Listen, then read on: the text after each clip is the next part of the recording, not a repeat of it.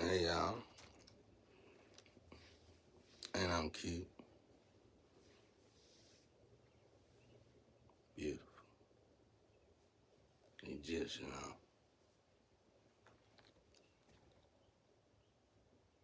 I look just like them statues, in Egypt.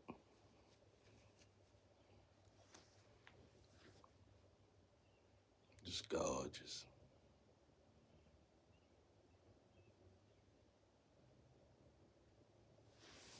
You know what? I got to work out this morning, trying to. I got lazy.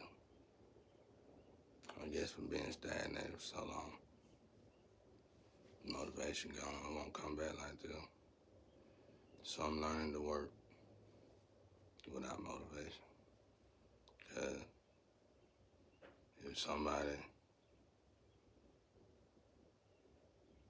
use magic to misplace your motivation, then you gotta learn how to work without motivation. It's just God well saying you don't even need motivation. Anyway, I want to say this to my family out there that get down and low sometimes.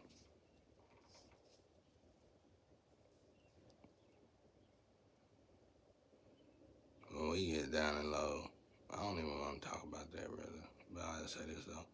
When we get down and low, it's a sign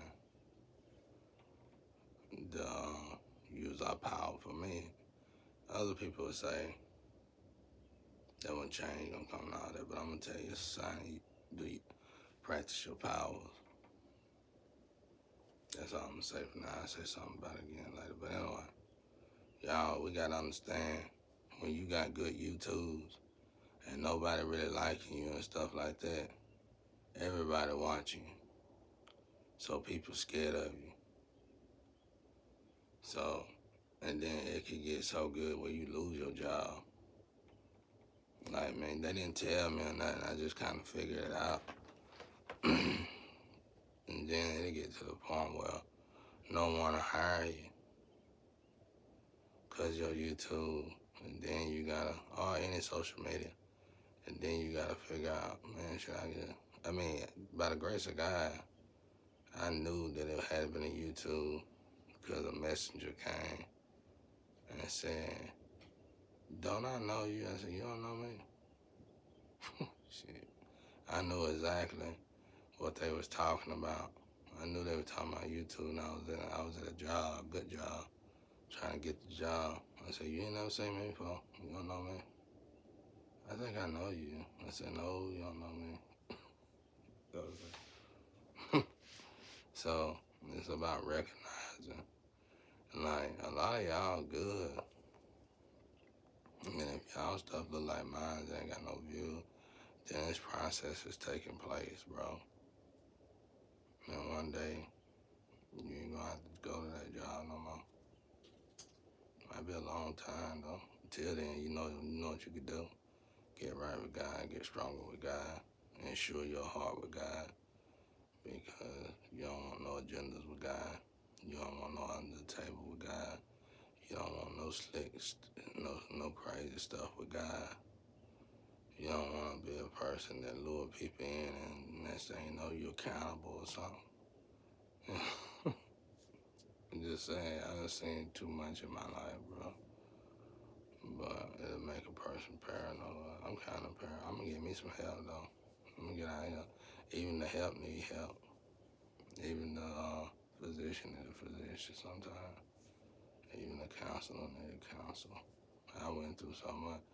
But another thing is, a lot of the chosen are being secretly monitored by higher ups and by spiritual cameras and physical high-tech cameras. So high-tech to where you can write in a book and they'll scan your book, bro.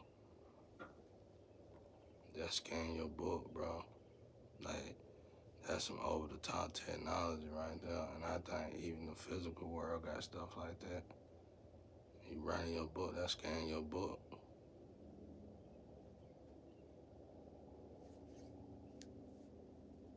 I know for a fact God got monitor spirits looking at books. fact. A fact. A fact. I'm telling you, I wrote some stuff in the book back when I used to write rap, which was a while ago. And I wrote some hideous shit in there. And they told my ass up because I didn't know that things had changed. I was just writing like I always do.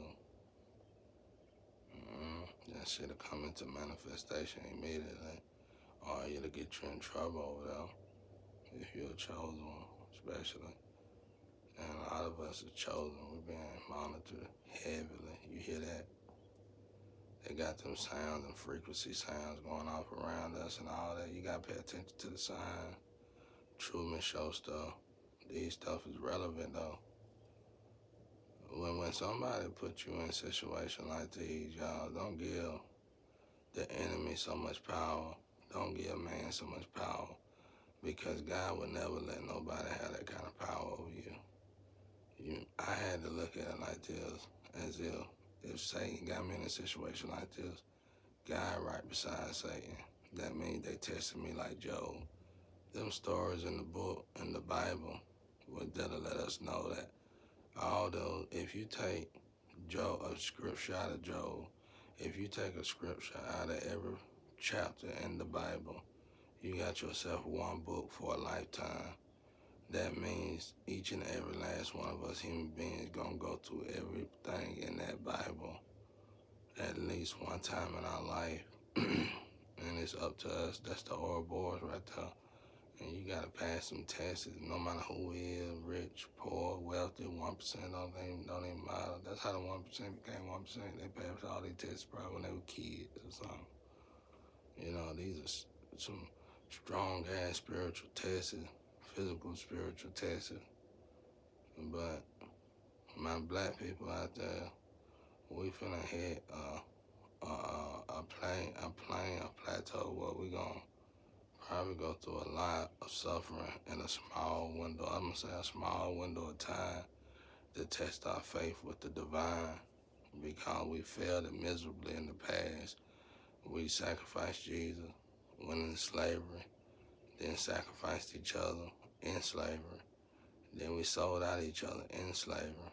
Then we came out of slavery, sacrificing each other again. We just can't get over sacrificing each other. We like sacrificing each other like we like people like going fishing. It's like, you get broke. I have find me somebody to sacrifice. And you just go over there and sacrifice your cousin, your brothers, your sisters, your kids. And then next thing you know, you just bragging about, hey, I sacrificed 3 kids. I sacrificed 2 kids. And then you looking at it, you get to wondering, like, what the hell is going on with my people, bro? You have to slide back in the dark and get chained up, rainbowed up on their asses, bro, because you don't trust none of them at this point. And then you start looking at them, they well-educated people, and then they start looking like rats and possums, and then they start looking like they're going slow or something. Then you be like, these people are geniuses. What is wrong? It's the curse of God, bro. You better get back. You know what I'm saying? So if I was y'all, just meditate and pray. I'm telling you, bro, I ain't got nothing. My enemy, God put my enemies in a position. They took everything. They took my child, they took my car, they took my livelihood, and they put me in the house. If it was them, it could have been this chosen one thing.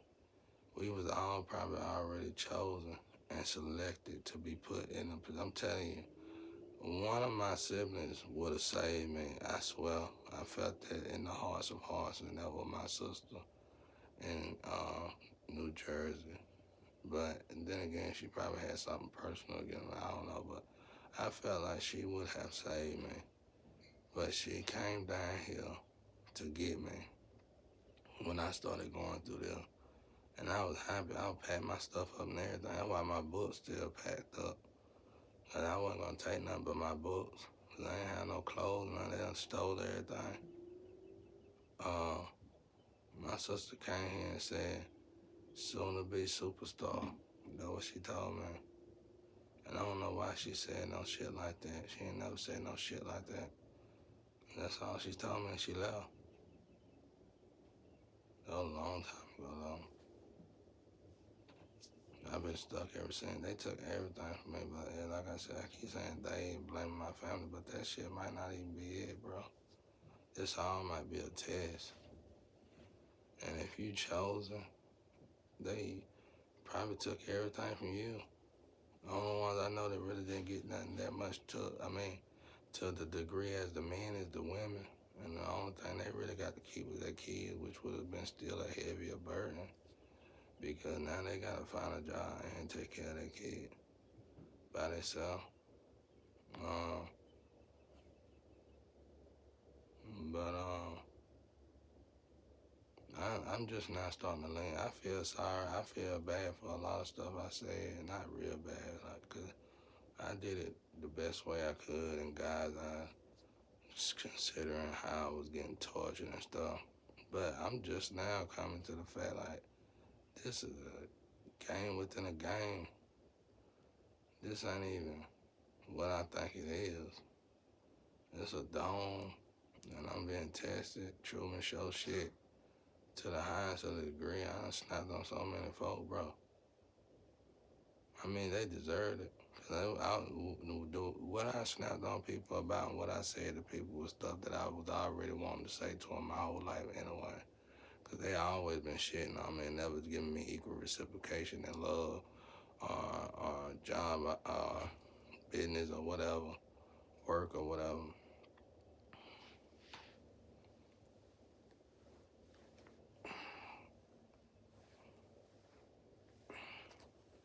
And that be killing me, boy. But anyway.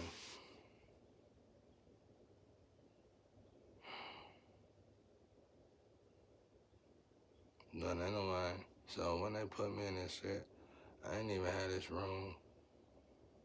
I had this house is right. This house is riding from Rudy to the Tootie, but it's something about the wood and stuff in this house. It's a government house or something. It's an experimental house. This shit been in this house. This same wood and trip doors and all this shit been in this house before I was born. When nothing get changed, I stressed them about the window. I pressure washed the window. One day, Cog at least got the cobwebs off them damn cobwebs right back in that day. Like somebody like they got cameras in them bitches or something. I tell them to change the damn window. They'll change the windows in the rest of the house. Won't change the windows in my room. It's just all kind of different. Just stupid ass shit. It ain't stupid. It's a program. I don't know. It's a simulation. Some kind of simulation. But anyway, when I got in this house, there wasn't no floors or nothing. This house was not fit to live in air. Yeah, you can have a heater in all you want to, but the air gonna seep through the windows and the cracks in the walls and all that. You better have cats and shit around, because if you didn't have cats, you had rats, just as many rats as roaches. And them damn, I had to sleep in the living room. That's what I was crying about the other night. The last time I seen my son, and that ex left me. I had to share his bed with him. He had a little baby bed we got him. I had to share his bed with him. But we had to sleep in the living room, which wasn't no floor or nothing. It was just a chair, reclining chair. I did it on YouTube. It was on YouTube on High in the building. And me and my son had to sleep in that chair together. He was sleeping in his bed.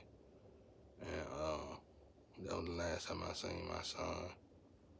And he had just got to the point where he can walk and talk. He was the cutest little thing. And that damn girl took him from me. That girl had the next person, I'm telling you now, that's what I get mad about now. I tell everybody around me too. I say I love God true enough. And I need to be with God. But the next time, and I told all of them, any one of y'all ever try me up like that again, because that's some bully shit. And the last time I got treated like that was in high school and elementary. No, not in high school, in elementary or junior high.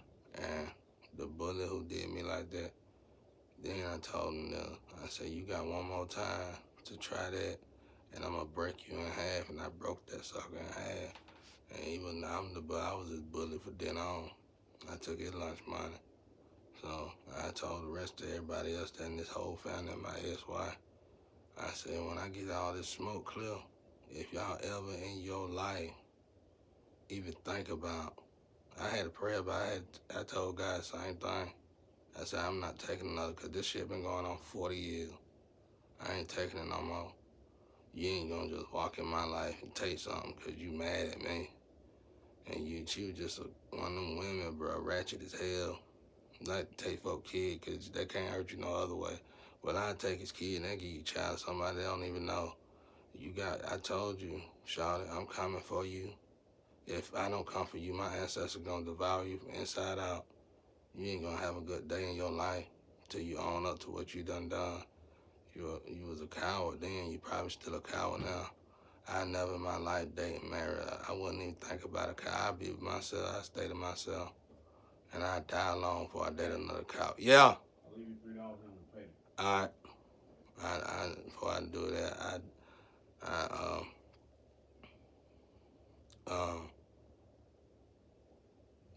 be to myself. But I told everybody around me, I said, y'all, because they did it, because they felt like they could. And these people like this forgot God a long time ago. And it confused you because you'll be like, these people go to church every Sunday, but they don't know God. They never knew God because God started in the inside. God started in the spiritual first.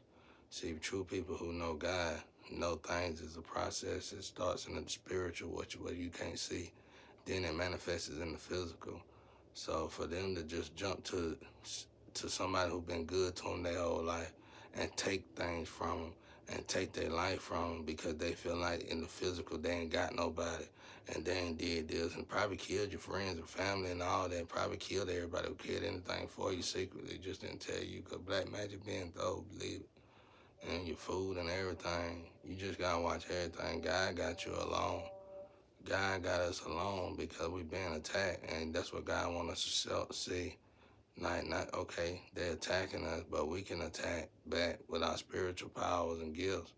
And that's why I told my brother earlier, use your spiritual power, fast on your habits, pray, chapter 6, Matthew, verse 9, and point out one of them people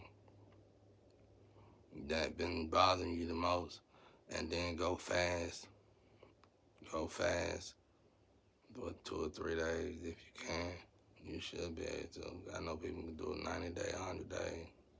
I thought Jesus did a lot, but I know people can do 90 days. But anyway, going fast. That's probably why Jesus did it so easy. Because back then, it probably had to go 90 days sometimes. I don't know. I don't want to get in that. I couldn't imagine it. But anyway, go fast and go pray and watch God. Watch how fast the process take place and whoever bothers you or whatever. Even if it's a manager at a job. I did this before. I prayed super hard. And I'm going to tell y'all the truth. It was a long time ago. The manager did me real bad wrong. He was the only one, though, that did me this wrong. He was a mean-ass Russian dude or something, German. But you know, most German Russians treat me great, so don't even rule them all out because of this. But this guy was just mean as hell, like Nazi mean. I mean, Hitler mean something was wrong with him. So I prayed to God, but I was still in my ways back then. I told God, if you don't handle this dude, I'm going to be in this dude's car when he get off work, and I'm going to go ahead and clean him on up. I done planned it out, mapped it out and everything. And I be damn, I prayed. I prayed for a long time because I didn't want to do nothing. I didn't want to get out of my character for that dude, but that dude was so mean. Like, he wouldn't give me a day off. He was like, I would do a good work. I would work good, and he's like, since you can do all that, we're going to let you continue to do that, and I need to continue. Like, let's say the numbers ain't but 300, but I just so happen to be in a good mood that day and get 600. He be like, well, I want you to keep getting 600 every day. And if you don't get 600 every day, you got to work over. And he meant it. And that's what I was doing. He was killing me, you know. So I prayed so hard, man. His head turned red.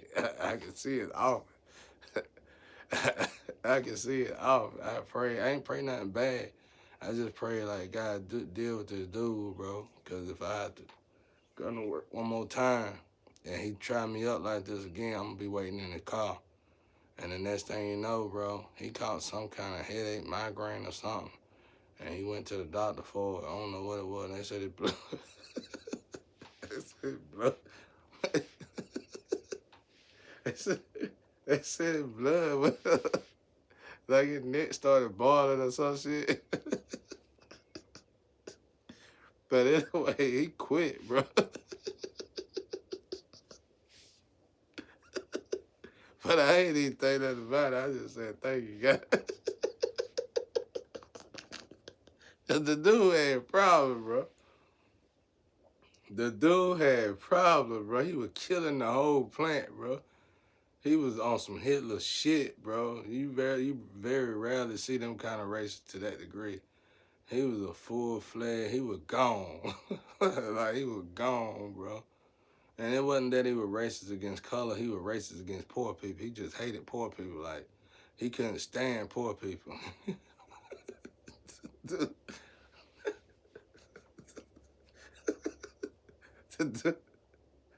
dude was good. The dude needed to be prayed for. And that's what I did. I prayed hard. And it was a good prayer, though. I was like, God, please get this man out of my energy. It wasn't nothing bad. The doctor, the ambulance, everybody came to the job or something like that. They had to rush him to the hospital. So. Oh, boy. Anyway. But, yeah, just 2211. Test your powers, y'all.